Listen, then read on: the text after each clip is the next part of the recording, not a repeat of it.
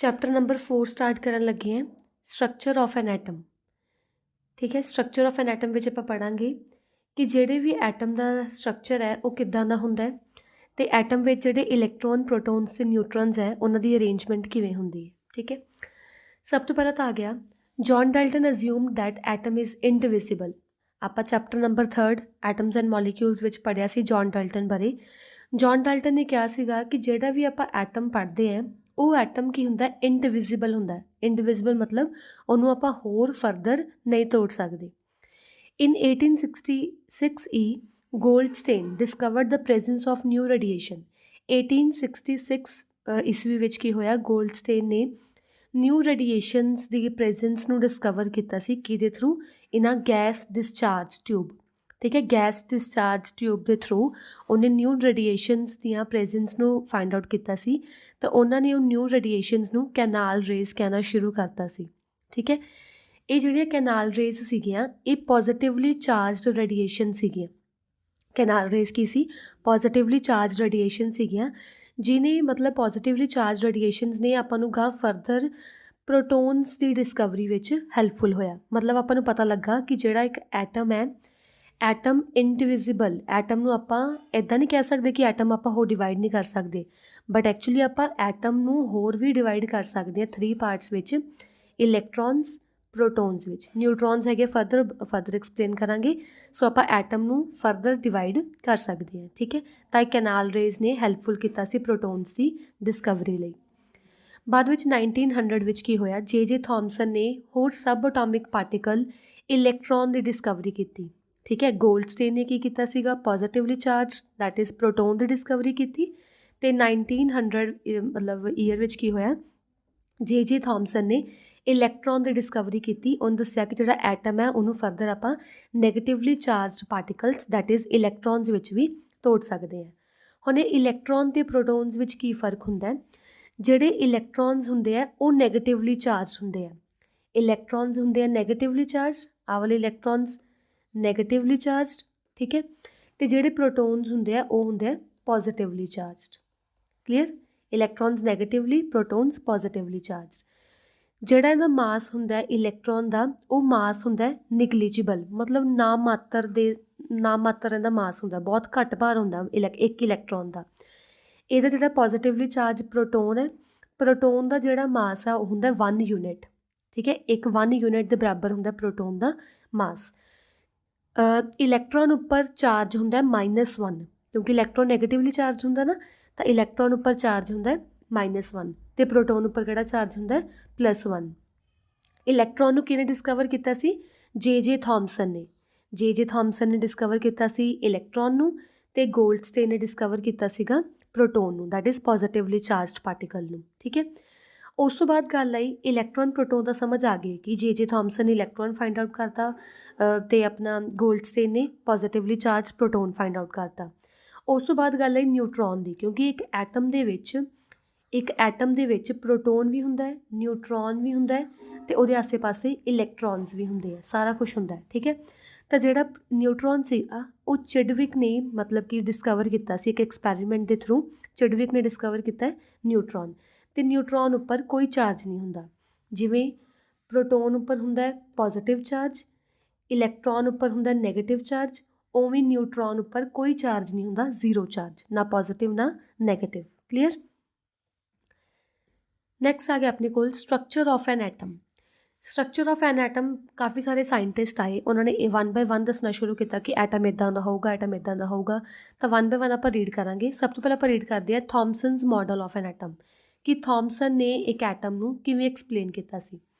ਥੋਮਸਨ ਨੇ ਐਟਮ ਨੂੰ ਐਕਸਪਲੇਨ ਕੀਤਾ ਇਨ ਅ ਫਾਰਮ ਆਫ ਵਾਟਰਮੈਲਨ। ਜਿਵੇਂ ਆਪਾਂ ਵਾਟਰਮੈਲਨ ਖਾਂਦੇ ਹਾਂ, ਵਾਟਰਮੈਲਨ 'ਚ ਉਹਨੇ ਕਿਹਾ ਕਿ ਜਿਹੜੇ ਵਾਟਰਮੈਲਨ ਦੇ ਅੰਦਰ, ਤਰਬੂਜ ਦੇ ਅੰਦਰ ਬੀ ਹੁੰਦੇ ਆ। ਠੀਕ ਹੈ, ਬੀ ਇੱਦਾਂ ਇੰਬੈਂਡਡ ਹੁੰਦੇ ਨਾ, ਅੰਦਰ ਪ੍ਰੈਜੈਂਟ ਹੁੰਦੇ ਆ।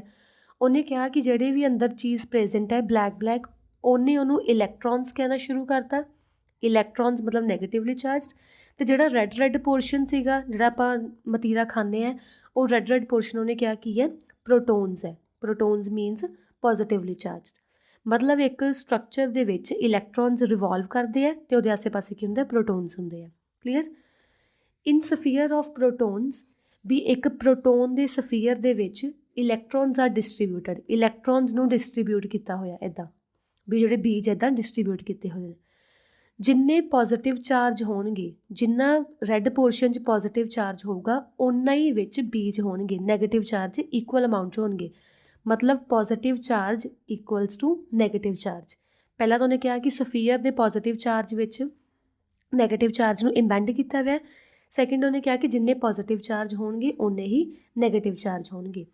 ਜੇ ਕਿਸੇ ਵੀ ਸਟਰਕਚਰ ਵਿੱਚ ਮੰਨ ਲਓ ਇਹ ਆਪਣੇ ਕੋਲ ਸਟਰਕਚਰ ਹੈ, ਇਹਦੇ ਵਿੱਚ 2 ਹੀ ਪੋਜ਼ੀਟਿਵ ਹੈ ਅਤੇ 2 ਹੀ ਨੈਗੇਟਿਵ ਹੈ, ਇਹਦਾ ਮਤਲਬ ਕੀ ਹੈ ਕਿ ਜਿਹੜਾ ਐਟਮ ਹੈ ਉਹ ਇਲੈਕਟ੍ਰੀਕਲੀ ਨਿਊਟਰਲ ਐਟਮ ਹੈ। ਇਲੈਕਟ੍ਰੀਕਲੀ ਨਿਊਟਰਲ ਐਟਮ ਮਤਲਬ same number of protons and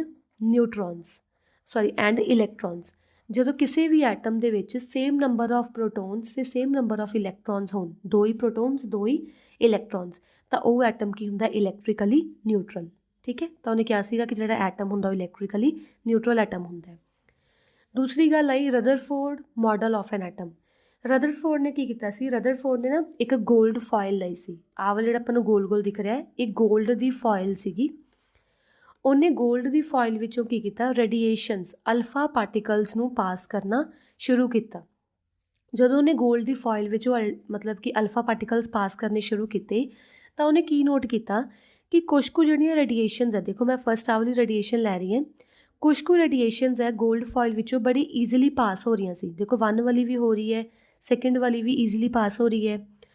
ਫਿਰ ਉਹਨੇ ਓਬਜ਼ਰਵ ਕੀਤਾ ਕਿ ਕੁਛ ਕੁ ਇੱਦਾਂ ਦੀ ਰੇਡੀਏਸ਼ਨ ਸੀਗੀਆਂ ਜਿਹੜੀਆਂ ਕਿ ਗੋਲਡ ਫੋਇਲ ਵਿੱਚ ਵੱਜ ਕੇ ਕੁਛ ਐਂਗਲ 'ਤੇ ਡਿਫਲੈਕਟ ਹੋ ਰਹੀਆਂ। ਆਹ ਦੇਖੋ ਕੁਛ ਐਂਗਲ ਬਣਾ ਕੇ ਡਿਫਲੈਕਟ ਹੋ ਰਹੀਆਂ, ਟੇਢੀਆਂ ਜਾ ਰਹੀਆਂ। ਠੀਕ ਹੈ, ਅਤੇ ਕੁਛ ਕੁ ਇੱਦਾਂ ਦੀਆਂ ਰੇਡੀਏਸ਼ਨ ਸੀਗੀਆਂ ਜਿਹੜੀਆਂ ਇਸ ਗੋਲਡ ਫੋਇਲ 'ਤੇ ਵੱਜ ਕੇ ਵਾਪਸ ਬੈਕ ਰਿਟਰਨ ਪਾਥ ਆ ਜਾਂਦੀਆਂ ਸੀ। ਆਹ ਫੋਰਥ ਜਿਹੜੀ ਰੇ ਹੈ ਇਹ ਇੱਥੇ ਗਈ, ਵਾਪਸ ਹੀ ਕੀ ਹੈ ਬਾਹਰ ਆ ਗਈ, ਫੋਰਥ ਇੱਦਾਂ ਹੀ ਐਸ ਸੱਚ ਬਾਹਰ ਆ ਗਈ। ਉਹਨੇ ਫਿਰ ਡਿਸਕਵਰ ਕੀਤਾ ਵੀ ਕੁਛ ਕੁ ਇੱਦਾਂ ਦੀਆਂ ਅਲਫਾ ਪਾਰਟੀਕਲ ਸੀ, ਰੇਡੀਏਸ਼ਨ ਸੀਗੀਆਂ ਜਿਹੜੀਆਂ ਵਿੱਚ ਗਈਆਂ ਗੋਲਡ ਫੋਇਲ ਦੇ ਅਤੇ ਬਹੁਤ ਲਾਰਜ ਐਂਗਲ 'ਤੇ ਕੀ ਹੈ ਡਿਫਲੈਕਟ ਹੋ ਗਈਆਂ। ਉਹਨੇ ਕੁਛ ਇੱਦਾਂ ਦਾ ਫਾਈਂਡ ਆਊਟ ਕੀਤਾ। ਇਹ ਸਾਰਾ ਕੁਝ ਦੇਖਣ ਤੋਂ ਬਾਅਦ ਉਹਨੇ ਡਿਸਕਵਰ ਕੀਤਾ ਕਿ ਜਿਹੜੀ ਕੋਈ ਵੀ ਮਟੀਰੀਅਲ ਬਣਿਆ ਹੁੰਦਾ ਨਾ ਉਹਦੇ ਅੰਦਰ ਕੋਈ ਨਾ ਕੋਈ ਇੱਦਾਂ ਦਾ ਮਟੀਰੀਅਲ ਹੁੰਦਾ ਹੈ ਜਿਹਦੇ ਵਿੱਚ ਆ ਰੇਡੀਏਸ਼ਨਸ ਗਈਆਂ ਅਤੇ ਉਹ ਡਿਫਲੈਕਟ ਹੋ ਗਿਆ ਜਾਂ ਵਾਪਸ ਬੈਕ ਆ ਗਈਆਂ। ਤਾਂ ਹੌਲੀ ਹੌਲੀ ਉਹਨੇ ਉਸ ਚੀਜ਼ ਨੂੰ ਕਹਿਣਾ ਸ਼ੁਰੂ ਕਰਤਾ ਨਿਊਕਲੀਅਸ। ਠੀਕ ਹੈ, ਉਹਨੇ ਕਿਹਾ ਕਿ ਨਿਊਕਲੀਅਸ ਦੇ ਵਿੱਚ ਪੋਜ਼ੀਟਿਵਲੀ ਚਾਰਜਡ ਪਾਰਟੀਕਲਸ ਹੁੰਦੇ ਹੈ ਜਿਹਦੇ ਕਰਕੇ ਜਦੋਂ ਮੈਂ ਰੇਡੀਏਸ਼ਨ ਸੈਂਡ ਕਰ ਰਿਹਾ ਸੀ ਵਿੱਚੋਂ ਤਾਂ ਉਹ ਡਿਫਲੈਕਟ ਬੈਕ ਹੋ ਕੇ ਵਾਪਸ ਬਾਹਰ ਆ ਗਈਆਂ ਉਹਦੇ ਵੱਜ ਕੇ। ਠੀਕ ਹੈ, ਉਹਨੇ ਇਹ ਵੀ ਡਿਸਕਵਰ ਕੀਤਾ ਵੀ ਉਸ ਨਿਊਕਲੀਅਸ ਦੇ ਆਸੇ ਪਾਸੇ ਕੁਝ ਖਾਲੀ ਜਗ੍ਹਾ ਵੀ ਹੋਊਗੀ ਜਿਹੜੀ ਖਾਲੀ ਜਗ੍ਹਾ ਵਿੱਚ ਜਿਹੜੀਆਂ ਰੇਡੀਏਸ਼ਨਸ ਹੈ ਈਜ਼ੀਲੀ ਪਾਸ ਹੋ ਗਈਆਂ। ਤਾਂ ਇਹ ਰਦਰਫੋਰਡ ਨੇ ਸਾਰਾ ਕੁਝ ਕਿਹਾ ਸੀ। ਕਲੀਅਰ, ਇਹਨੂੰ ਆਪਾਂ ਗੋਲਡ ਫੋਇਲ ਐਕਸਪੈਰੀਮੈਂਟ ਵੀ ਕਹਿ ਸਕਦੇ ਹਾਂ। ਠੀਕ ਹੈ, ਨੈਕਸਟ ਆ ਗਿਆ ਆਪਣੇ ਕੋਲ ਅਲਫਾ ਪਾਰਟੀਕਲਸ। ਜਿਹੜੀ ਹੁਣ ਆਪਾਂ ਇੱਥੇ ਗੱਲ ਕਰ ਰਹੇ ਹਾਂ ਅਲਫਾ ਪਾਰਟੀਕਲਸ ਦੀ, ਉਹ ਅਲਫਾ ਪਾਰਟੀਕਲਸ ਬਾਰੇ ਆਪਾਂ ਪੜ੍ਹਨ ਲੱਗੇ ਹਾਂ। ਅਲਫਾ ਪਾਰਟੀਕਲਸ ਕੋਲ ਕੀ ਹੈ, +2 ਚਾਰਜ ਜਾਂ 4 ਮਾਸ। ਮਤਲਬ ਕੀ ਹੈ, ਜਦੋਂ ਆਪਾਂ ਬਹੁਤ ਜ਼ਿਆਦਾ ਫਾਸਟਲੀ ਅਲਫਾ ਪਾਰਟੀਕਲਸ ਨੂੰ ਥਿਨ ਗੋਲਡ ਫੋਇਲ 'ਤੇ ਮਤਲਬ ਮਾਰਦੇ ਹਾਂ, ਬੰਬਾਰਡਮੈਂਟ ਮਤਲਬ ਬਹੁਤ ਜ਼ੋਰ ਦੀ ਸਟਰਾਈਕ ਕਰਵਾਉਣਾ, ਤਾਂ ਉਹਨੇ ਆਹ ਸਾਰੀਆਂ ਆਬਜ਼ਰਵੇਸ਼ਨਸ ਦੇਖੀਆਂ। ਕੀ ਕੁਛ ਆਬਜ਼ਰਵੇਸ਼ਨ ਦੇਖਿਆ ਉਹਨੇ, most of the alpha particles passed straight through the gold foil. ਕੁਛ ਕੁ ਜਿਹੜੀਆਂ ਅਲਫਾ ਪਾਰਟੀਕਲਸ ਸੀਗੀਆਂ ਉਹ ਸਟਰੇਟ ਕੀ ਹੈ ਗੋਲਡ ਫੋਇਲ ਵਿੱਚੋਂ ਪਾਸ ਹੋ ਗਈਆਂ। Some of the alpha particles ਵਰ ਡਿਫਲੈਕਟਡ ਬਾਈ ਦਾ ਫੋਇਲ ਬਾਈ ਸਮਾਲ ਐਂਗਲਸ। ਉਹਨੇ ਕਿਹਾ ਕਿ ਕੁਛ ਕੁ ਜਿਹੜੀਆਂ ਅਲਫਾ ਪਾਰਟੀਕਲ ਦੀਆਂ ਰੇਜ਼ ਸੀਗੀਆਂ ਉਹ ਸਮਾਲ ਐਂਗਲ 'ਤੇ ਕੀ ਹੈ ਡਿਫਲੈਕਟ ਹੋ ਗਈਆਂ, ਮਤਲਬ ਕਿਸੇ ਹੋਰ ਐਂਗਲ 'ਤੇ ਜਾਣੀਆਂ ਸ਼ੁਰੂ ਹੋ ਗਈਆਂ। ਫਿਰ ਉਹਨੇ ਥਰਡ ਕਿਹਾ 1 out of 12,000 particles appeared to rebound. ਵੀ ਜੇ ਆਪਾਂ 12,000 ਪਾਰਟੀਕਲਸ ਭੇਜੇ, ਅਲਫਾ ਪਾਰਟੀਕਲਸ ਭੇਜੇ ਉਸ ਗੋਲਡ ਫੋਇਲ ਵਿੱਚੋਂ, ਤਾਂ ਉਹਦੇ ਵਿੱਚੋਂ ਐਟਲੀਸਟ 1 ਜਾਂ 2 ਪਾਰਟੀਕਲਸ ਕੀ ਹੈ ਵਾਪਸ ਬੈਕ ਵੀ ਆ ਗਏ। ਕੁਛ ਕੁ ਪਾਰਟੀਕਲਸ ਤਾਂ ਕੀ ਹੈ ਉਹਦੇ ਵਿੱਚੋਂ ਈਜ਼ੀਲੀ ਲੰਘ ਗਏ, ਕੁਛ ਕੁ ਪਾਰਟੀਕਲਸ ਡਿਫਲੈਕਟ ਹੋ ਗਏ ਸਮਾਲ ਐਂਗਲਸ 'ਤੇ, ਅਤੇ ਕੁਛ ਕੁ ਪਾਰਟੀਕਲਸ ਕੀ ਹੈ ਬੈਕ ਐਜ਼ ਸੱਚ ਬਾਹਰ ਆ ਗਏ। ਕਲੀਅਰ, ਤਾਂ ਇਹ ਸਾਰੀਆਂ ਆਬਜ਼ਰਵੇਸ਼ਨਸ ਹੈ, ਆਬਜ਼ਰਵੇਸ਼ਨਸ ਆਫ ਰਦਰਫੋਰਡ, ਇਹ ਆਪਾਂ ਲਰਨ ਕਰਨੀ ਹੈ ਪ੍ਰੋਪਰਲੀ ਆਬਜ਼ਰਵੇਸ਼ਨਸ। ਨੈਕਸਟ ਆ ਗਿਆ ਆਪਣੇ ਕੋਲ conclusion made by Rutherford on the basis of observation. ਹੁਣ ਇਹ ਸਾਰਾ ਕੁਛ ਆਬਜ਼ਰਵ ਕਰਨ ਤੋਂ ਬਾਅਦ ਰਦਰਫੋਰਡ ਨੇ ਕਨਕਲੂਜਨ ਕੀ ਮਤਲਬ ਉਹਦਾ ਰਿਜ਼ਲਟ ਕੱਢਿਆ। ਉਹਨੇ ਕਿਹਾ ਕਿ most of the space inside the atom is empty. ਉਹਨੇ ਕਿਹਾ ਕਿ ਉਸ ਗੋਲਡ ਫੋਇਲ, ਉਸ ਐਟਮ ਦੇ ਅੰਦਰ ਕੁਛ ਨਾ ਕੁਛ ਸਪੇਸ ਐਮਟੀ ਹੋਊਗੀ, because alpha particles passed through the gold foil, क्योंकि ਤਾਂ ਹੀ ਤਾਂ ਅਲਫਾ ਪਾਰਟੀਕਲਸ ਈਜ਼ੀਲੀ ਪਾਸ ਹੋ ਗਏ। ਜੇ ਕੋਈ ਨਾ ਕੋਈ ਖਾਲੀ ਚੀਜ਼ ਸੀ ਇੱਥੇ ਲੰਘਣ ਲਈ ਤਾਂ ਈਜ਼ੀਲੀ ਕੀ ਹੈ ਗੋਲਡ ਫॉइल ਵਿੱਚੋਂ ਅਲਫਾ ਪਾਰਟੀਕਲਸ ਪਾਸ ਹੋ ਗਏ। ਵੈਰੀ ਫਿਊ ਪਾਰਟੀਕਲਸ ਵਰ ਡਿਫਲੈਕਟਡ ਫਰੋਮ देयर ਪਾਥ, ਕੁਛ ਕੁ ਪਾਰਟੀਕਲਸ ਸੀਗੇ ਜਿਹੜੇ ਉਹ ਡਿਫਲੈਕਟ ਹੋ ਗਏ, ਕੁਛ ਕੁ ਐਂਗਲ 'ਤੇ ਕੀ ਹੈ ਮੁੜ ਕੇ ਹੋਰ ਮਤਲਬ ਪਾਥਵੇ ਜਾਣੇ ਸ਼ੁਰੂ ਹੋ ਗਏ। ਕਿਉਂ ਹੋਏ? Because positive charge of the atom occupy very little space, ਵੀ ਇਸ ਐਟਮ ਦੇ ਅੰਦਰ ਇੱਥੇ ਕੁਛ ਨਾ ਕੁਛ ਪੋਜ਼ੀਟਿਵ ਚਾਰਜ ਵਿੱਚ ਆ ਗਿਆ ਹੋਊਗਾ ਜਿਹਨੇ ਅਲਫਾ ਪਾਰਟੀਕਲਸ ਦੇ ਵਿੱਚ ਆ ਕੇ ਵੱਜਿਆ ਅਤੇ ਉਹਦਾ ਪਾਥ ਚੇਂਜ ਕਰਤਾ। ਠੀਕ ਹੈ। A very small fraction of alpha particles were rebounded back, ਕੁਛ ਕੁ ਕਹਿੰਦਾ ਅਲਫਾ ਪਾਰਟੀਕਲ ਸੀਗੇ ਉਹ ਵਾਪਸ ਆ ਗਏ। ਰਿਬਾਊਂਡ ਬੈਕ ਮਤਲਬ ਵਾਪਸ ਆਪਦੀ ਉਹੀ ਜਗ੍ਹਾ ਬਾਹਰ ਆ ਗਏ। ਕੀ ਸ਼ੋ ਕਰਦੇ ਆ? Show all positive charge and mass of gold atom concentrated in very small volume within a atom. ਉਹਨੇ ਕਿਹਾ ਕਿ ਸੈਂਟਰ ਵਿੱਚ ਜਿਹੜਾ ਸਾਰਾ ਪੋਜ਼ੀਟਿਵ ਚਾਰਜ ਹੈ ਉਹ ਸੈਂਟਰ ਵਿੱਚ ਇਕੱਠਾ ਹੋਇਆ ਹੋਊਗਾ, ਜਿਹਦੇ ਕਰਕੇ ਜਦੋਂ ਅਲਫਾ ਪਾਰਟੀਕਲਸ ਗਿਆ ਉਸ ਸੈਂਟਰ 'ਚ ਤਾਂ ਉਹਨੂੰ ਅੱਗੇ ਜਾਣ ਲਈ ਰਾਹ ਨਹੀਂ ਮਿਲਿਆ ਤਾਂ ਉੱਥੇ ਵੱਜ ਕੇ ਪਿੱਛੇ ਵਾਪਸ ਆ ਗਿਆ। ਪਰ ਇਹ ਜਿਹੜੀ ਚੀਜ਼ ਹੈ ਬਹੁਤ ਸਮਾਲ ਹੋਊਗੀ ਕਿਉਂਕਿ ਬਹੁਤ ਘੱਟ ਜਿਹੜੇ ਹੈਗੇ ਪਾਰਟੀਕਲਸ ਉਹ ਬਾਹਰ ਆਏ। The radius of the nucleus is calculated was 100 times less than radius of atom। ਜਿਹੜਾ ਨਿਊਕਲੀਅਸ ਦਾ ਰੇਡੀਅਸ ਜਦੋਂ ਉਹਨਾਂ ਨੇ ਕੈਲਕੂਲੇਟ ਕੀਤਾ ਉਹ 105 ਟਾਈਮਸ ਘੱਟ ਸੀ ਰੇਡੀਅਸ ਆਫ ਐਟਮ ਨਾਲੋਂ। ਦੇਖੋ ਰੇਡੀਅਸ ਆਫ ਐਟਮ ਤਾਂ 10⁻⁵ ਨੈਨੋਮੀਟਰਸ ਵਗੈਰਾ ਵਿੱਚ ਹੁੰਦਾ ਹੈ। ਠੀਕ ਹੈ, ਨੈਨੋਮੀਟਰ ਵਗੈਰਾ ਵਿੱਚ ਹੁੰਦਾ ਹੈ, ਸੌਰੀ 10⁻⁹ ਮੀਟਰਸ ਵਿੱਚ ਹੁੰਦਾ ਹੈ। ਠੀਕ ਹੈ, ਤਾਂ ਇੰਨਾ ਘੱਟ ਤਾਂ ਪਹਿਲਾਂ ਹੀ ਐਟਮ ਹੈ ਅਤੇ ਉੱਤੋਂ ਜਿਹੜਾ ਨਿਊਕਲੀਅਸ ਆ ਉਹ ਹੋਰ 105 ਟਾਈਮਸ ਹੋਰ ਲੈਸ ਹੈ, ਮਤਲਬ ਨਿਊਕਲੀਅਸ ਦਾ ਜਿਹੜਾ ਰੇਡੀਅਸ ਆ ਬਹੁਤ ਘੱਟ ਸੀਗਾ। ਕਲੀਅਰ? ਤਾਂ ਇਹ ਸਾਰੀਆਂ ਕੀ ਹੈ ਕਨਕਲੂਸ਼ਨਸ ਹੈ। ਪੇਪਰ ਵਿੱਚ ਓਬਜ਼ਰਵੇਸ਼ਨਸ ਵੀ ਆ ਜਾਂਦੀਆਂ, ਤਾਂ ਓਬਜ਼ਰਵੇਸ਼ਨ ਵਿੱਚ ਤੁਸੀਂ ਆਹ ਲਿਖਣੀ ਓਬਜ਼ਰਵੇਸ਼ਨਸ, ਜੇ ਤੁਹਾਨੂੰ ਕਨਕਲੂਜਨ ਕਹਿ ਦੇਣ ਕੀ ਡਰਾ ਹੋਇਆ ਤਾਂ ਕਨਕਲੂਜਨ ਤੁਸੀਂ ਆਹ ਸਾਰੀਆਂ ਲਿਖਣੀਆਂ। ਕਲੀਅਰ? ਨੈਕਸਟ ਆ ਗਿਆ ਆਪਣੇ ਕੋਲ nuclear model of an atom. ਹੁਣ ਜਿਹੜਾ ਨਿਊਕਲੀਅਰ ਮਾਡਲ ਹੈ ਵੀ ਐਕਚੁਅਲੀ ਜਿਹੜਾ ਐਟਮ ਹੈ ਉਹਦੇ ਵਿੱਚ ਕਿਵੇਂ ਜਿਹੜਾ ਹੈਗੇ ਇਲੈਕਟ੍ਰੋਨ ਪ੍ਰੋਟੋਨ ਅਤੇ ਨਿਊਟਰੋਨਸ ਇੰਬੈਂਡਡ ਹੈ ਆਪਾਂ ਉਹ ਪੜ੍ਹਨਾ। ਇੱਕ ਐਟਮ ਕੀ ਹੁੰਦਾ? ਐਟਮ ਦੇ ਸੈਂਟਰ 'ਚ ਹੁੰਦਾ ਇੱਕ ਨਿਊਕਲੀਅਸ। ਠੀਕ ਹੈ, ਨਿਊਕਲੀਅਸ ਦੇ ਆਸੇ ਪਾਸੇ ਹੁੰਦੀਆਂ ਸ਼ੈਲਸ ਜਿਹਨੂੰ ਆਪਾਂ ਐਨਰਜੀ ਲੈਵਲਸ ਵੀ ਕਹਿ ਸਕਦੇ ਹਾਂ, ਸ਼ੈਲਸ ਵੀ ਕਹਿ ਸਕਦੇ ਹਾਂ, ਔਰਬਿਟਸ ਵੀ ਕਹਿ ਸਕਦੇ ਹਾਂ। ਕਲੀਅਰ? ਸੈਂਟਰ ਦੇ ਵਿੱਚ ਪੋਜ਼ੀਟਿਵ ਚਾਰਜ ਹੁੰਦਾ। ਪੋਜ਼ੀਟਿਵ ਚਾਰਜ ਐਕਚੁਅਲੀ ਕਾਹਦੇ ਕਰਕੇ ਹੁੰਦਾ? ਪ੍ਰੋਟੋਨਸ ਕਰਕੇ। ਨਿਊਕਲੀਅਸ ਦੇ ਵਿੱਚ ਪ੍ਰੋਟੋਨਸ ਵੀ ਹੁੰਦੇ ਆ, ਨਿਊਟਰੋਨਸ ਵੀ ਹੁੰਦੇ ਆ। ਕਿਉਂਕਿ ਨਿਊਟਰੋਨਸ ਉੱਪਰ ਤਾਂ ਕੋਈ ਚਾਰਜ ਨਹੀਂ ਗਾ ਤਾਂ ਪ੍ਰੋਟੋਨਸ ਉੱਪਰ ਪੋਜ਼ੀਟਿਵ ਚਾਰਜ ਕਰਕੇ ਨਿਊਕਲੀਅਸ ਵੀ ਪੂਰਾ ਕੀ ਹੈ ਪੋਜ਼ੀਟਿਵ ਚਾਰਜ ਹੁੰਦਾ। ਠੀਕ ਹੈ, ਤਾਂ ਇਹ ਸੈਂਟਰ ਵਾਲੀ ਟਰਮ ਨੂੰ ਆਪਾਂ ਕੀ ਕਹਿੰਦੇ ਆ? ਨਿਊਕਲੀਅਸ ਕਹਿੰਦੇ ਆ। ਆਲ ਮਾਸ ਰੈਸੀਡਿਊ ਇਨ ਦਾ ਨਿਊਕਲੀਅਸ, ਜਿੰਨਾ ਵੀ ਭਾਰ ਹੋਊਗਾ ਇਸ ਐਟਮ ਦਾ ਸਾਰਾ ਕੀ ਹੈ ਨਿਊਕਲੀਅਸ ਦੇ ਵਿੱਚ ਪ੍ਰੈਜ਼ੈਂਟ ਹੋਊਗਾ। ਹੁਣ ਗੱਲ ਆ ਗਈ ਆਪਣੇ ਕੋਲ ਇਲੈਕਟ੍ਰੋਨਸ ਦੀ। ਇਲੈਕਟ੍ਰੋਨਸ ਰਿਵੋਲਵ ਅਰਾਊਂਡ ਦਾ ਨਿਊਕਲੀਅਸ ਇਨ ਔਰਬਿਟਸ। ਜਿਹੜੇ ਇਹ ਔਰਬਿਟਸ ਹੈ, ਜਿਹੜੇ ਸ਼ੈਲਸ ਬਣੀਆਂ ਹੋਈਆਂ ਇਹਨਾਂ ਵਿੱਚ ਇਲੈਕਟ੍ਰੋਨਸ ਕੀ ਹੈ ਰਿਵੋਲਵ ਕਰਦੇ ਇੱਦਾਂ। ਠੀਕ ਹੈ, ਇਹ ਸ਼ੈਲਸ ਦਾ ਨਾਮ ਕੀ ਹੁੰਦਾ? ਫਸਟ ਵਾਲੀ ਸ਼ੈਲ ਹੁੰਦੀ ਹੈ K shell, L shell, M shell, NO and so on up to, ਇੱਦਾਂ ਸ਼ੈਲਸ ਦੇ ਨੇਮ ਹੁੰਦੇ ਆ। ਕਲੀਅਰ?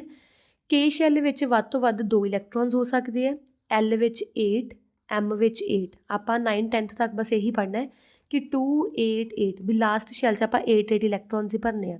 ਵੈਸੇ 2 8 8 18 ਹੁੰਦੇ ਆ, ਉਹ ਮੈਂ ਅੱਗੇ ਜਾ ਕੇ ਸਮਝਾਉਂਦੀ ਹਾਂ ਕਿਵੇਂ 18 ਆਇਆ। ਠੀਕ ਹੈ, ਅੱਗੇ size of the nucleus is very small. ਇਹ ਆਪਾਂ ਪੜ੍ਹ ਚੁੱਕੇ ਹਾਂ ਕਿ ਸਾਈਜ਼ ਆਫ ਦ ਨਿਊਕਲੀਅਸ ਬਹੁਤ ਜ਼ਿਆਦਾ ਸਮਾਲ ਹੈ, actually 105 times smaller than atom ਹੈ as compare to size of atom. ਠੀਕ ਹੈ, ਨੈਕਸਟ ਆ ਗਿਆ ਆਪਣੇ ਕੋਲ drawbacks of Rutherford model of an atom. ਹੁਣ ਜਿਹੜਾ ਰਦਰਫੋਰਡ ਨੇ ਇੰਨਾ ਕੁਛ ਕੀਤਾ, ਉਹਨੇ ਗੋਲਡ ਫॉइल ਲੈ ਕੇ ਆਂਦੀ, ਵਿੱਚੋਂ ਅਲਫਾ ਪਾਰਟੀਕਲਸ ਪਾਸ ਕੀਤੇ, ਕੁਛ ਕੁ ਅਲਫਾ ਪਾਰਟੀਕਲਸ ਈਜ਼ੀਲੀ ਪਾਸ ਹੋ ਗਏ, ਕੁਛ ਕੁ ਪਾਰਟੀਕਲਸ ਕੁਛ ਐਂਗਲ 'ਤੇ ਡਿਫਲੈਕਟ ਹੋਏ, ਕੁਛ ਪਾਰਟੀਕਲਸ ਕੀ ਹੈ ਵਾਪਸ ਸੇਮ ਪਾਥ 'ਤੇ ਵਾਪਸ ਬਾਹਰ ਆ ਗਏ।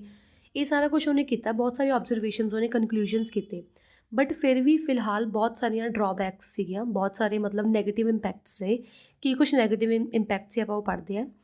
ਵੈਨ ਐਨ ਇਲੈਕਟ੍ਰੋਨ ਅੰਡਰਗੋਜ਼ ਐਕਸਲਰੇਸ਼ਨ। ਹੁਣ ਆਪਾਂ ਪੜ੍ਹਿਆ ਕਿ ਜਿਹੜਾ ਐਟਮ ਦੇ ਵਿੱਚ ਇਲੈਕਟ੍ਰੋਨਸ ਹੈ ਉਹ ਸ਼ੈਲਸ ਵਿੱਚ ਘੁੰਮਦੇ ਰਹਿੰਦੇ ਆ, ਆਹ ਵਾਲੀ ਸ਼ੈਲਸ ਵਿੱਚ ਇੱਦਾਂ ਕਰਕੇ ਰੋਟੇਟ ਕਰਦੇ ਰਹਿੰਦੇ ਆ। It radiates energy. ਦੇਖੋ ਅਗਰ ਕੋਈ ਵੀ ਚੀਜ਼ ਰੋਟੇਟ ਕਰ ਰਹੀ ਹੈ, ਆਪਦੀ ਐਨਰਜੀ ਲਗਾ ਰਹੀ ਹੈ, ਤਾਂ ਉਹਦੀ ਐਨਰਜੀ ਪੱਕਾ ਕੀ ਹੈ ਹੌਲੀ ਹੌਲੀ ਘਟਣੀ ਸ਼ੁਰੂ ਹੋ ਜਾਂਦੀ ਹੈ। ਰੇਡੀਏਟਸ ਮਤਲਬ ਉਹ ਉਹਦੀ ਐਨਰਜੀ ਨੂੰ ਰਿਲੀਜ਼ ਕਰ ਰਹੀ ਹੁੰਦੀ ਹੈ। Thus revolving electron would lose energy. ਤਾਂ ਕੀ ਹੈ ਜਦੋਂ ਇਲੈਕਟ੍ਰੋਨਸ ਰਿਵੋਲਵ ਕਰ ਰਹੇ ਆ ਤਾਂ ਇੱਕ ਟਾਈਮ ਇੱਦਾਂ ਦਾ ਹੋਣਾ ਚਾਹੀਦਾ ਹੈ ਕਿ ਜਦੋਂ ਇਲੈਕਟ੍ਰੋਨਸ ਘੁੰਮ ਘੁਮਾ ਕੇ ਹੁਣ ਉਹਨਾਂ ਨੂੰ ਐਨਰਜੀ ਪੂਰੀ ਲੂਜ਼ ਕਰ ਦੇਣੀ ਚਾਹੀਦੀ ਹੈ ਤੇ ਫਾਈਨਲੀ ਉਹਨਾਂ ਨੂੰ ਕੀ ਨਿਊਕਲੀਅਸ ਵਿੱਚ ਆ ਕੇ ਡਿੱਗ ਜਾਣਾ ਚਾਹੀਦਾ। ਜਦੋਂ ਆਪਾਂ ਸਾਰਾ ਦਿਨ ਖੇਲਦੇ ਰਹਿੰਦੇ ਹਾਂ ਐਨਰਜੀ ਪੂਰੀ ਲੂਜ਼ ਕਰਨ 'ਤੇ ਆਪਾਂ ਪੂਰੇ ਆ ਕੇ ਡਿੱਗ ਜਾਂਦੇ ਹਾਂ ਨਾ, ਉਵੇਂ ਉਹ ਕਹਿ ਰਹੇ ਸੀਗੇ ਕਿ ਜਿਹੜਾ ਇਲੈਕਟ੍ਰੋਨਸ ਹੈ ਉਹ ਇੰਨਾ ਐਕਸਲਰੇਸ਼ਨ ਕਰੀ ਜਾਂਦੇ ਆ, ਮੂਵ ਕਰੀ ਜਾਂਦੇ ਆ, ਤਾਂ ਉਹਨਾਂ ਨੂੰ ਆਪਣੀ ਐਨਰਜੀ ਖਤਮ ਕਰਕੇ ਨਿਊਕਲੀਅਸ ਵਿੱਚ ਫਾਲ ਡਾਊਨ ਹੋ ਜਾਣਾ ਚਾਹੀਦਾ ਸੀ। ਬਟ ਐਕਚੁਅਲ ਕੇਸ ਦੇ ਵਿੱਚ ਇੱਦਾਂ ਨਹੀਂ ਹੁੰਦਾ। ਜੇ ਇਲੈਕਟ੍ਰੋਨਸ ਰਿਵੋਲਵ ਕਰਦੇ ਪਏ ਆ ਤਾਂ ਉਹ ਕਰਦੇ ਹੀ ਰਹਿੰਦੇ ਆ, ਠੀਕ ਹੈ। Due to this atom should be highly unstable. ਇਸੇ ਕਰਕੇ ਕਹਿੰਦੇ ਜੇ ਆਪਾਂ ਰਦਰਫੋਰਡ ਦੀ ਗੱਲ ਮੰਨੀਏ ਫਿਰ ਤਾਂ ਰਦਰਫੋਰਡ ਅਕੋਰਡਿੰਗ ਉਹ ਇਲੈਕਟ੍ਰੋਨਸ ਡਿੱਗ ਜਾਣੇ ਚਾਹੀਦੇ ਆ ਨਿਊਕਲੀਅਸ ਦੇ ਵਿੱਚ। ਜੇ ਇਲੈਕਟ੍ਰੋਨਸ ਡਿੱਗ ਪਏ ਫਿਰ ਤਾਂ ਐਟਮ ਅਨਸਟੇਬਲ ਹੋ ਗਿਆ, ਫਿਰ ਤਾਂ ਐਟਮਸ ਦਾ ਕੋਈ ਵਜੂਦ ਹੀ ਨਹੀਂਗਾ, ਠੀਕ ਹੈ। ਹੈਂਸ ਮੈਟਰ ਵੁੱਡ ਨਾਟ ਐਗਜ਼ਿਸਟ, ਫਿਰ ਤਾਂ ਕੋਈ ਮੈਟਰ ਐਗਜ਼ਿਸਟ ਹੀ ਨਹੀਂ ਕਰੂਗਾ, ਕੋਈ ਵੀ ਆਪਾਂ ਕਹਿ ਦਈਏ ਕਿ ਐਲੀਮੈਂਟ ਵਗੈਰਾ ਐਗਜ਼ਿਸਟ ਹੀ ਨਹੀਂ ਕਰ ਸਕਦੇ। ਬਟ ਕੀ ਹੈ, ਐਟਮਸ ਹੁੰਦੇ ਜਿਹੜੇ ਉਹ ਸਟੇਬਲ ਹੁੰਦੇ ਆ। ਐਟਮ ਸਟੇਬਲ ਕਿਵੇਂ ਹੁੰਦੇ ਆ ਉਹਨੇ ਇਹ ਐਕਸਪਲੇਨ ਨਹੀਂ ਕੀਤਾ ਸੀਗਾ। ਕਲੀਅਰ, ਇਹ ਡਰਾਬੈਕ ਸਭ ਤੋਂ ਵੱਡੀ ਉਹਦੀ ਨੈਗੇਟਿਵ ਇੰਪੈਕਟ ਰਿਹਾ। ਨੈਕਸਟ ਫਿਰ ਆਇਆ ਹੁਣ ਰਦਰਫੋਰਡ ਨੂੰ ਮਤਲਬ ਕਿ ਦੇਣ ਲਈ ਉਹਨਾਂ ਤੋਂ ਇੱਕ ਹੋਰ ਉੱਪਰ ਆਇਆ ਬੋਹਰ ਮਾਡਲ। ਬੋਹਰ ਆਇਆ, ਬੋਹਰ ਨੇ ਕੀ ਕਿਹਾ, ਉਹਨੇ ਸਭ ਤੋਂ ਪਹਿਲਾਂ ਤਾਂ ਪੋਸਟੂਲੇਟ ਕੁਛ ਕੁ ਦਿੱਤੇ, ਉਹਨੂੰ ਕੁਛ ਕੁ ਕਹਾਣੀਆਂ ਜਿਹੀਆਂ ਪਾਈਆਂ, ਕੀ ਪਾਈਆਂ ਅਸੀਂ ਦੇਖਦੇ ਹਾਂ। Only special orbits known as discrete orbits of electrons are allowed inside the atom. ਉਹਨੇ ਕਿਹਾ ਕਿ ਐਟਮ ਦੇ ਵਿੱਚ ਕੁਛ ਕੁ ਸਪੈਸ਼ਲ ਜਿਹੜੀਆਂ ਹੈਗੀਆਂ ਸ਼ੈਲਸ ਹੈ ਜਾਂ ਆਰਬਿਟਸ ਹੈ, ਜਿਹਨੂੰ ਆਪਾਂ ਡਿਸਕਰੀਟ ਆਰਬਿਟਸ ਕਹਿੰਦੇ ਹਾਂ, ਸਿਰਫ ਉਹੀ ਉਹਨਾਂ ਵਿੱਚ ਹੀ ਜਿਹੜੇ ਇਲੈਕਟ੍ਰੋਨਸ ਹੈ ਰਿਵੋਲਵ ਕਰਦੇ ਆ, ਠੀਕ ਹੈ।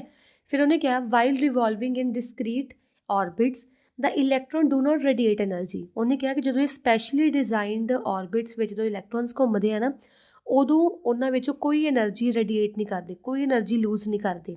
ਤਾਂ ਹੌਲੀ ਹੌਲੀ ਇਹਨਾਂ ਡਿਸਕਰੀਟ ਐਨਰਜੀ ਲੈਵਲਸ ਨੂੰ ਉਹਨੇ ਡਿਸਕਰੀਟ ਸ਼ੈਲਸ ਨੂੰ ਉਹਨੇ ਐਨਰਜੀ ਲੈਵਲ ਕਹਿਣਾ ਸ਼ੁਰੂ ਕਰਤਾ, ਠੀਕ ਹੈ। ਫਿਰ ਜਿਹੜੇ ਐਨਰਜੀ ਲੈਵਲ ਜਿਹਨੂੰ ਆਰਬਿਟ ਸ਼ੈਲਸ ਇਹ ਸਾਰਾ ਕੁਝ ਆਪਾਂ ਕਹਿਣ ਲੱਗ ਗਏ, ਇਹਨਾਂ ਨੂੰ ਹੌਲੀ ਹੌਲੀ ਆਪਾਂ KLMN ਇਹ ਸਾਰੀਆਂ ਸ਼ੈਲਸ ਨਾਲ ਰਿਪਰੈਜ਼ੈਂਟ ਕਰਨਾ ਸ਼ੁਰੂ ਕਰਤਾ, ਠੀਕ ਹੈ। ਸਮਝ ਲੱਗ ਗਈ ਉਹਨਾਂ ਨੇ ਪੋਸਟੂਲੇਟ ਕੀ ਦਿੱਤਾ ਕਿ ਵੀ ਕਿਵੇਂ ਉਹਨੂੰ ਕਿਹਾ ਵੀ ਹਾਂ ਤੂੰ ਗਲਤ ਸੀ ਬਟ ਮੈਂ ਸਹੀ ਹੈ, ਠੀਕ ਹੈ। ਤਾਂ KLMN ਉਹਨੇ ਇੱਦਾਂ ਦੇ ਸ਼ੈਲਸ ਦਿੱਤੇ, K ਨੂੰ N = 1 N = 2 ਇੱਦਾਂ ਕਹਿਣਾ ਸ਼ੁਰੂ ਕਰਤਾ ਕਿ ਫਸਟ ਸ਼ੈਲ ਆ, ਸੈਕਿੰਡ ਸ਼ੈਲ ਆ, third, fourth and so up to. Clear. Next ਆ ਗਿਆ ਆਪਣੇ ਕੋਲ ਨਿਊਟਰੋਨਸ। ਨਿਊਟਰੋਨਸ ਕੀ ਹੁੰਦੇ ਆ ਕਿ ਆਪਾਂ ਇਹ ਤਾਂ ਪੜ੍ਹ ਲਿਆ ਕਿ ਜਿਹੜੇ ਇਲੈਕਟ੍ਰੋਨਸ ਹੈ ਉਹ ਡਿਫਰੈਂਟ ਸ਼ੈਲਸ ਦੇ ਵਿੱਚ ਕੀ ਹੈ ਹੁੰਦੇ ਆ, ਡਿਫਰੈਂਟ ਸ਼ੈਲਸ ਦੇ ਵਿੱਚ ਕੀ ਹੈ ਮੂਵ ਕਰਨਾ ਸ਼ੁਰੂ ਕਰਦੇ ਆ, ਠੀਕ ਹੈ। ਇਹ ਸਾਰਾ ਕੁਛ ਬੋਹਰ ਨੇ ਦਿੱਤਾ ਸੀ। ਬਟ ਅਕੋਰਡਿੰਗ ਟੂ ਇਹਦੇ ਰੂਲਸ ਦੇ ਅਕੋਰਡਿੰਗ ਕੀ ਸੀਗਾ ਕਿ ਜਿਹੜੇ ਮੈਕਸੀਮਮ ਨੰਬਰ ਆਫ ਇਲੈਕਟ੍ਰੋਨਸ ਹੈ, ਕੋਈ ਵੀ ਐਟਮ ਹੈ ਉਹਦੇ ਵਿੱਚ ਜਿੰਨੇ ਮੈਕਸੀਮਮ ਨੰਬਰ ਆਫ ਐਟਮਸ ਹੈ ਨਾ, ਦੇਖੋ ਸ਼ੈਲਸ ਦੇ ਵਿੱਚ ਹੁਣ K ਸ਼ੈਲ 'ਚ ਆਪਾਂ ਕਹਿੰਦੇ 2 ਨੰਬਰ ਆਫ ਇਲੈਕਟ੍ਰੋਨਸ ਹੀ ਰਹਿ ਸਕਦੇ ਆ। ਉਹ ਆਪਾਂ ਨੂੰ ਕਿਵੇਂ ਪਤਾ ਲੱਗਿਆ ਵੀ 2 ਇਲੈਕਟ੍ਰੋਨਸ ਹੀ ਰਹਿ ਸਕਦੇ ਆ, ਉਹ ਦਿੱਤਾ ਸੀ ਬੋਹਰ-ਬਰੀ ਰੂਲ। ਬੋਹਰ-ਬਰੀ ਰੂਲ ਦੇ ਅਕੋਰਡਿੰਗ ਕੀ ਸੀਗਾ ਕਿ ਇੱਕ ਐਟਮ ਦੇ ਅੰਦਰ ਮੈਕਸੀਮਮ ਕੀ ਹੈ 2n², ਮਤਲਬ ਇਸ ਫਾਰਮੂਲੇ ਥਰੂ ਆਪਾਂ ਫਾਈਂਡ ਆਊਟ ਕਰ ਸਕਦੇ ਹਾਂ ਵੀ ਕਿੰਨੇ ਇਲੈਕਟ੍ਰੋਨਸ ਕੀ ਹੈ ਰਿਟੇਨ ਕਰ ਸਕਦੇ ਆ।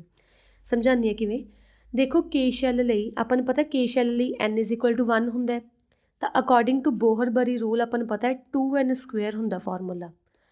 2n² ਮੀਨਸ 2 n ਜਗ੍ਹਾ 'ਤੇ ਪੁੱਟ ਕਰ ਦਿਓ 1 1² = 2 × 1 ਦੈਟ ਇਜ਼ 2। ਮਤਲਬ K ਸ਼ੈਲ ਦੇ ਵਿੱਚ ਵੱਧ ਤੋਂ ਵੱਧ ਕਿੰਨੇ ਇਲੈਕਟ੍ਰੋਨਸ ਹੋ ਸਕਦੇ ਆ 2। ਜੇ ਆਪਾਂ ਗੱਲ ਕਰੀਏ L ਸ਼ੈਲ ਦੀ, L ਕੀ ਹੁੰਦਾ N = 2 KL N = 2, ਤਾਂ ਬੋਹਰ-ਬਰੀ ਰੂਲ ਅਕੋਰਡਿੰਗ 2n², ਤਾਂ 2 n ਮਤਲਬ ਇੱਥੇ ਕੀ ਹੈ 2 ਦਾ ਸਕੁਅਰ, ਤਾਂ 2 ਦਾ ਸਕੁਅਰ ਕਿੰਨਾ ਹੁੰਦਾ 4 4 × 2 8, ਮਤਲਬ L ਸ਼ੈਲ ਵਿੱਚ ਵੱਧ ਤੋਂ ਵੱਧ ਕਿੰਨੇ ਇਲੈਕਟ੍ਰੋਨਸ ਹੋ ਸਕਦੇ ਆ 8। ਅੱਗੇ ਆਪਾਂ ਗੱਲ ਕਰੀਏ ਜੇ M ਸ਼ੈਲ ਦੀ, M ਵਿੱਚ N = 3 ਬੋਹਰ-ਬਰੀ ਅਕੋਰਡਿੰਗ 2n², ਤਾਂ 2 3² that is 2 × 9, 2 × 9 is 18। M shell ਵਿੱਚ ਵੱਧ ਤੋਂ ਵੱਧ 18 ਇਲੈਕਟ੍ਰੋਨਸ ਰਹਿ ਸਕਦੇ ਆ, ਠੀਕ ਹੈ। ਬਟ ਆਪਣੇ 9th ਅਤੇ 10th ਅਕੋਰਡਿੰਗ ਕੀ ਆ, ਆਪਾਂ ਸਿਰਫ ਇਹੀ ਕਰਨਾ ਹੈ 2 8 8 ਵੀ ਆਪਾਂ 8 ਇਲੈਕਟ੍ਰੋਨਸ ਹੀ ਭਰਨੇ ਆ ਹਰੇਕ, ਆਪਾਂ 18 ਨਹੀਂ ਭਰਨੇ ਹੁੰਦੇ। ਅਕੋਰਡਿੰਗ ਟੂ ਬੋਹਰ-ਬਰੀ 18 ਹੀ ਹੁੰਦੇ ਆ, ਓਕੇ, ਬਟ ਸਟਿਲ ਆਪਾਂ 8 ਇਲੈਕਟ੍ਰੋਨਸ ਹੀ ਭਰਨੇ ਆ, ਠੀਕ ਹੈ। ਨੈਕਸਟ ਆ ਗਿਆ the maximum number of electrons that can be accommodated in the outermost orbit is 8। ਉਹੀ ਜੋ ਮੈਂ ਤੁਹਾਨੂੰ ਗੱਲ ਦੱਸੀ ਹੈ ਕਿ ਮੈਕਸੀਮਮ ਨੰਬਰ ਆਫ ਇਲੈਕਟ੍ਰੋਨ ਜਿਹੜਾ ਲਾਸਟ ਸ਼ੈਲ 'ਚ ਆਪਾਂ ਭਰ ਸਕਦੇ ਹਾਂ ਉਹ ਆਪਾਂ 8 ਹੀ ਭਰਨੇ ਹੁੰਦੇ ਆ, ਠੀਕ ਹੈ। Electrons are not accommodated in a given shell unless the inner shell are completely filled. ਮੰਨ ਲਓ ਹੁਣ ਮੇਰੇ ਫੋਰ ਐਗਜ਼ਾਮਪਲ ਮੈਂ ਹੀਲੀਅਮ ਨੂੰ ਜਾਂ ਲੀਥੀਅਮ ਨੂੰ ਭਰਨਾ ਹੈ, ਲੀਥੀਅਮ ਦਾ ਅਟੋਮਿਕ ਨੰਬਰ ਹੁੰਦਾ 3, ਅਟੋਮਿਕ ਨੰਬਰ ਹੁੰਦਾ 3। मैं 3 ਇਲੈਕਟ੍ਰੋਨਸ ਨੂੰ ਉਹਦੇ ਵਿੱਚ ਭਰਨਾ ਹੈ, ਐਟਮ ਦੇ ਵਿੱਚ ਭਰਨਾ ਹੈ। ਤਾਂ ਮੈਂ ਕੀ ਕਰੂੰਗੀ, ਨਿਊਕਲੀਅਸ ਬਣਾਉਂਗੀ। ਕੇ ਵਿੱਚ ਪਹਿਲਾਂ ਮੈਂ 2 ਫਿਲ ਕਰੂੰਗੀ ਪ੍ਰੋਪਰਲੀ। ਇੱਦਾਂ ਨਹੀਂ ਕਿ ਕੇ 'ਚ 1 ਫਿਲ ਕਰਤਾ, ਐਲ 'ਚ 1 ਫਿਲ ਕਰਤਾ, ਐਮ 'ਚ 1 ਫਿਲ ਕਰਤਾ, ਇੱਦਾਂ ਨਹੀਂ ਹੁੰਦਾ। ਪਹਿਲਾਂ ਕੇ 'ਚ ਪੂਰੇ ਫਿਲ ਕਰੋ, ਕੇ 'ਚ 2 ਫਿਲ ਕਰਤੇ, ਫਿਰ ਐਲ 'ਚ ਇੱਕ ਹੋਰ ਫਿਲ ਕਰ ਦਿਓ, ਤਾਂ 2 ਅਤੇ 1 3 3 ਐਟਮਸ 3 ਇਲੈਕਟ੍ਰੋਨਸ ਕੀ ਪ੍ਰੋਪਰਲੀ ਫਿਲਡ ਹੋ ਗਏ। ਅਤੇ ਇਹਨਾਂ ਨੇ ਉਹੀ ਕਿਹਾ ਕਿ ਅਗਰ ਆਪਾਂ ਕੋਈ ਵੀ ਨੈਕਸਟ ਸ਼ੈੱਲ ਦੀ ਗੱਲ ਕਰਨੀ ਹੈ ਤਾਂ ਉਦੋਂ ਪਹਿਲਾਂ ਜਿਹੜਾ ਥੱਲੜਾ ਸ਼ੈੱਲ ਉਹ ਪ੍ਰੋਪਰਲੀ ਫਿਲ ਹੋਣਾ ਚਾਹੀਦਾ, ਫਿਰ ਨੈਕਸਟ ਸ਼ੈੱਲ ਨੂੰ ਆਪਾਂ ਯੂਜ਼ ਕਰਨਾ। ਕਲੀਅਰ। ਨੈਕਸਟ ਆ ਗਿਆ ਆਪਣੇ ਕੋਲ ਡੈਫੀਨੇਸ਼ਨਸ ਆ ਗਈਆਂ ਕੁਛ ਕੁ। ਫਸਟ ਡੈਫੀਨੇਸ਼ਨ ਹੈ ਵੈਲੈਂਸੀ। ਵੈਲੈਂਸੀ ਮਾਈਟ ਵੀ ਤੁਹਾਨੂੰ ਪਤਾ ਹੀ ਹੋਊਗਾ, combining capacity of an atom. Combining capacity of the atom ਕੀ ਹੈ? ਫੋਰ ਐਗਜ਼ਾਮਪਲ ਮੈਂ ਲੀਥੀਅਮ ਦੀ ਜਿਵੇਂ ਐਗਜ਼ਾਮਪਲ ਲਈ ਸੀ, ਤਾਂ ਲੀਥੀਅਮ ਦੀ ਵੈਲੈਂਸੀ ਕਿਵੇਂ ਫਾਈਂਡ ਆਊਟ ਕਰਨੀ ਹੈ? ਸਭ ਤੋਂ ਪਹਿਲਾਂ ਲੀਥੀਅਮ ਦਾ ਲਿਖੋ ਅਟੋਮਿਕ ਨੰਬਰ। ਅਟੋਮਿਕ ਨੰਬਰ ਹੁੰਦਾ ਲੀਥੀਅਮ ਦਾ 3, ਠੀਕ ਹੈ। ਅਟੋਮਿਕ ਨੰਬਰ ਲਿਖਣ ਤੋਂ ਬਾਅਦ ਲਿਖੋ ਉਹਦੀ ਇਲੈਕਟ੍ਰੋਨਿਕ ਕੌਨਫੀਗਰੇਸ਼ਨ। ਇਲੈਕਟ੍ਰੋਨਿਕ ਕੌਨਫੀਗਰੇਸ਼ਨ ਕਿਵੇਂ ਲਿਖਾਂਗੀ? 3 ਨੂੰ ਆਪਾਂ ਸ਼ੈਲਜ਼ ਵਿੱਚ ਪੂਰਾ ਕਰਨਾ ਹੈ। ਸ਼ੈਲਜ਼ ਵਿੱਚ ਕਿਵੇਂ ਪੂਰਾ ਕਰਾਂਗੇ? ਸਭ ਤੋਂ ਪਹਿਲਾਂ ਕੇ ਸ਼ੈਲ 'ਚ ਕਿੰਨੇ ਭਰਾਂਗੇ? 2 ਇਲੈਕਟ੍ਰੋਨਸ, ਕਿਉਂਕਿ ਕੇ ਸ਼ੈਲ 2 ਇਲੈਕਟ੍ਰੋਨਸ ਹੀ ਲੈ ਸਕਦਾ। ਹੁਣ 3 ਪੂਰੇ ਕਰਨ ਲਈ ਨੈਕਸਟ ਸ਼ੈਲ ਵਿੱਚ ਕਿੰਨੇ ਭਰਾਂ? 1 ਇਲੈਕਟ੍ਰੋਨ, ਠੀਕ ਹੈ। ਤਾਂ ਹੁਣ ਕੀ ਹੈ, ਕੇ ਸ਼ੈਲ ਵਿੱਚ 2 ਪੂਰੇ ਹੋ ਗਏ, ਐਲ ਸ਼ੈਲ ਵਿੱਚ ਕਿੰਨੇ ਆ? 1। ਤਾਂ ਮੈਂ ਲੀਥੀਅਮ ਦੀ ਇਲੈਕਟ੍ਰੋਨਿਕ ਕੌਨਫੀਗਰੇਸ਼ਨ ਲਿਖਤੀ। ਵੈਲੈਂਸੀ ਕੀ ਹੁੰਦਾ ਹੈ ਕਿ ਦੇਖੋ, ਐਲ ਸ਼ੈਲ ਵਿੱਚ ਤਾਂ ਵੈਸੇ ਵੱਧ ਤੋਂ ਵੱਧ ਆਪਾਂ 8 ਇਲੈਕਟ੍ਰੋਨਸ ਭਰ ਸਕਦੇ ਹਾਂ, ਬਟ ਇੱਥੇ ਐਕਚੁਅਲੀ ਹੈ ਕਿੰਨੇ? 1 ਹੀ ਨਾ। ਤਾਂ 8 ਪੂਰੇ ਕਰਨ ਲਈ ਮੈਂ ਕੀ ਕਰਾਂ? 7 ਕਿਸੇ ਤੋਂ ਬਾਹਰੋਂ ਲੈ ਲਾਂ ਕਿ 1 ਕਿਸੇ ਨੂੰ ਦੇ ਦਾਂ? ਕੀ ਸੌਖਾ ਹੈ? ਹਮੇਸ਼ਾ ਘੱਟ ਚੀਜ਼ ਲੈਣੀ ਦੇਣੀ ਸੌਖੀ ਹੁੰਦੀ ਹੈ। ਤਾਂ 1 ਇਲੈਕਟ੍ਰੋਨ ਮੈਨੂੰ ਕਿਸੇ ਨੂੰ ਦੇਣਾ ਸੌਖਾ ਹੈ। ਜਦੋਂ ਮੈਂ 1 ਇਲੈਕਟ੍ਰੋਨ ਕਿਸੇ ਨੂੰ ਦੇ ਰਹੀ ਹਾਂ, ਮਤਲਬ ਇਹਦੀ ਵੈਲੈਂਸੀ ਕਿੰਨੀ ਹੈ? 1। ਲੀਥੀਅਮ ਦੀ ਵੈਲੈਂਸੀ ਕਿੰਨੀ ਆ ਗਈ? 1। ਹੁਣ ਇਹ 1 ਪਲੱਸ ਦਾ ਕਿ ਮਾਈਨਸ ਦਾ? ਜੇ ਤਾਂ ਮੈਂ ਕਿਸੇ ਨੂੰ ਚੀਜ਼ ਦੇ ਰਹੀ ਹਾਂ, ਵਧੀਆ ਕੰਮ ਕਰ ਰਹੀ ਹਾਂ, ਦੇ ਤਾਂ ਕਿਸੇ ਨੂੰ ਹੈਲਪ ਕੀਤੀ, ਤਾਂ ਮੇਰੇ 'ਤੇ ਆ ਗਈ ਪੋਜ਼ੀਟਿਵ ਵੈਲੈਂਸੀ। ਜੇ ਮੈਂ ਕਿਸੇ ਤੋਂ ਚੀਜ਼ ਲਊਂਗੀ ਤਾਂ ਨੈਗੇਟਿਵ ਵੈਲੈਂਸੀ, ਠੀਕ ਹੈ। ਨੈਗੇਟਿਵ ਦੱਸਦੇ ਇੱਕ ਐਗਜ਼ਾਮਪਲ ਲੈ ਕੇ, ਜਿਵੇਂ ਕਲੋਰੀਨ ਹੈ। ਕਲੋਰੀਨ ਦਾ ਪਹਿਲਾਂ ਅਟੋਮਿਕ ਨੰਬਰ ਲਿਖੋ 17, ਇਹਦੀ ਇਲੈਕਟ੍ਰੋਨਿਕ ਕੌਨਫੀਗਰੇਸ਼ਨ ਲਿਖੋ 2 8 KLM 2 8 10 10। ਹੁਣ ਇੱਥੇ ਕਿੰਨੇ ਭਰਾਂ ਕਿ 17 ਪੂਰੇ ਹੋ ਜਾਣ? 7 ਇਲੈਕਟ੍ਰੋਨਸ, ਠੀਕ ਹੈ। ਵੈਸੇ ਐਮ ਸ਼ੈਲ ਵਿੱਚ 8 ਇਲੈਕਟ੍ਰੋਨਸ ਹੁੰਦੇ ਆ, ਬਟ ਇੱਥੇ ਕਿੰਨੇ ਆ? 7 ਹੀ ਹੈ ਨਾ। ਮੈਂ 8 ਪੂਰੇ ਕਰਨ ਲਈ ਕੀ ਕਰਾਂ? 1 ਕਿਸੇ ਤੋਂ ਲੈ ਲਾਂ ਕਿ 7 ਕਿਸੇ ਨੂੰ ਦੇ ਦਾਂ? ਕੀ ਸੌਖਾ ਹੈ? 1 ਕਿਸੇ ਤੋਂ ਲੈਣਾ ਜ਼ਿਆਦਾ ਸੌਖਾ ਹੈ। ਜਦੋਂ ਮੈਂ 1 ਇਲੈਕਟ੍ਰੋਨ ਕਿਸੇ ਤੋਂ ਲਊਂਗੀ ਤਾਂ ਵੈਲੈਂਸੀ ਮੇਰੇ ਕੋਲ ਕਿੰਨੀ ਆ ਜੂਗੀ ਕਲੋਰੀਨ ਦੀ? 1। ਹੁਣ ਮੈਂ ਜਦੋਂ ਕਿਸੇ ਤੋਂ ਚੀਜ਼ ਲੈ ਰਹੀ ਹਾਂ, ਛੀਨ ਰਹੀ ਹਾਂ ਕਿਸੇ ਤੋਂ, ਤਾਂ ਮੇਰੇ 'ਤੇ ਪੋਜ਼ੀਟਿਵ ਕਿ ਨੈਗੇਟਿਵ ਚਾਰਜ? Negative charge. ਤਾਂ ਵੈਲੈਂਸੀ ਕਲੋਰੀਨ ਦੀ ਕਿੰਨੀ ਆ ਗਈ? -1। ਤਾਂ ਇਹ ਹੁੰਦੀ ਹੈ valency combining capacity of an atom. Clear. Next ਆ ਗਿਆ ਅਟੋਮਿਕ ਨੰਬਰ। ਅਟੋਮਿਕ ਨੰਬਰ ਕੀ ਹੁੰਦਾ ਹੈ ਕਿ ਇੱਕ ਐਟਮ ਦੇ ਨਿਊਕਲੀਅਸ ਦੇ ਅੰਦਰ ਕਿੰਨੇ ਨੰਬਰ ਆਫ ਪ੍ਰੋਟੋਨਸ ਪ੍ਰੈਜ਼ੈਂਟ ਹੈ। ਐਕਚੁਅਲੀ ਨਿਊਕਲੀਅਸ ਦੇ ਅੰਦਰ ਪ੍ਰੋਟੋਨਸ ਅਤੇ ਨਿਊਟਰੋਨਸ ਦੋਨੇ ਹੁੰਦੇ ਆ। ਐਟਮ ਦੇ ਅੰਦਰ ਕਿੰਨੇ ਪ੍ਰੋਟੋਨਸ ਪ੍ਰੈਜ਼ੈਂਟ ਹੈ, ਉਹ ਹੁੰਦਾ ਉਹਦਾ ਅਟੋਮਿਕ ਨੰਬਰ, ਠੀਕ ਹੈ। ਅਤੇ ਜਦੋਂ ਆਪਾਂ ਨੰਬਰ ਆਫ ਪ੍ਰੋਟੋਨਸ ਅਤੇ ਨੰਬਰ ਆਫ ਨਿਊਟਰੋਨਸ ਨੂੰ ਜੋੜ ਦਈਏ ਤਾਂ ਇਹ ਸਮਿਸ਼ਨ, ਇਹ ਐਡੀਸ਼ਨ ਆਪਾਂ ਨੂੰ ਦਊਗਾ ਮਾਸ ਨੰਬਰ, ਠੀਕ ਹੈ। ਜੇ ਤਾਂ ਅਟੋਮਿਕ ਨੰਬਰ ਫਾਈਂਡ ਆਊਟ ਕਰਨਾ ਤਾਂ ਪਤਾ ਕਰੋ ਨੰਬਰ ਆਫ ਪ੍ਰੋਟੋਨਸ ਕਿੰਨੇ ਆ, ਤਾਂ ਉਹਨਾਂ ਅਟੋਮਿਕ ਨੰਬਰ ਹੋਊਗਾ। ਜੇ ਮਾਸ ਨੰਬਰ ਫਾਈਂਡ ਆਊਟ ਕਰਨਾ ਤਾਂ ਨੰਬਰ ਆਫ ਪ੍ਰੋਟੋਨਸ ਅਤੇ ਨੰਬਰ ਆਫ ਨਿਊਟਰੋਨਸ ਨੂੰ ਪਲੱਸ ਕਰ ਦਿਓ ਤਾਂ ਆਪਾਂ ਨੂੰ ਮਾਸ ਨੰਬਰ ਦਊਗਾ, ਠੀਕ ਹੈ। ਅਟੋਮਿਕ ਨੰਬਰ ਨੂੰ ਹਮੇਸ਼ਾ ਆਪਾਂ ਕੈਪੀਟਲ Z ਨਾਲ ਰਿਪਰੈਜ਼ੈਂਟ ਕਰਦੇ ਹਾਂ ਅਤੇ ਮਾਸ ਨੰਬਰ ਨੂੰ ਹਮੇਸ਼ਾ ਆਪਾਂ ਕੈਪੀਟਲ A ਨਾਲ ਰਿਪਰੈਜ਼ੈਂਟ ਕਰਦੇ ਹਾਂ, ਠੀਕ ਹੈ। ਜਿਵੇਂ ਮੰਨ ਲਓ ਮੈਂ ਕਾਰਬਨ ਲਿਖਣ ਲੱਗੀ ਹਾਂ, ਕਾਰਬਨ ਦਾ ਅਟੋਮਿਕ ਨੰਬਰ ਹੁੰਦਾ ਹੈ 6, ਤਾਂ 6 ਨੀਚੇ ਆ ਜਾਊਗਾ। ਮਾਸ ਨੰਬਰ ਹੁੰਦਾ ਇਹਦਾ 12। ਤੁਸੀਂ ਕਿਵੇਂ ਲਿਖੋਗੇ? C, ਨੀਚੇ ਮੈਂ ਲਿਖ ਰਹੀ ਹਾਂ ਅਟੋਮਿਕ ਨੰਬਰ ਨਾ, ਤਾਂ ਅਟੋਮਿਕ ਨੰਬਰ ਕੀ ਹੁੰਦਾ ਹੈ? Z। ਅਟੋਮਿਕ ਮਾਸ ਕੀ ਹੁੰਦਾ ਹੈ ਜਾਂ ਮਾਸ ਨੰਬਰ ਕੀ ਹੁੰਦਾ ਹੈ? A। ਸੋ ਆਹ ਇਹਦਾ ਆਪਣਾ ਸਿੰਬਲ ਬਣ ਗਿਆ CZA, ਵੀ ਕਾਰਬਨ ਦਾ ਅਟੋਮਿਕ ਨੰਬਰ 6 ਹੁੰਦਾ, ਉੱਪਰ 12 ਮਾਸ ਨੰਬਰ ਹੁੰਦਾ। ਨਾਈਟ੍ਰੋਜਨ ਦੀ ਐਗਜ਼ਾਮਪਲ ਲਈ ਵੀ ਹੈ। ਨਾਈਟ੍ਰੋਜਨ ਦਾ ਅਟੋਮਿਕ ਨੰਬਰ ਹਮੇਸ਼ਾ ਨੀਚੇ ਲਿਖੋ, ਮਾਸ ਨੰਬਰ ਹਮੇਸ਼ਾ ਉੱਪਰ ਲਿਖੋ। ਕਲੀਅਰ।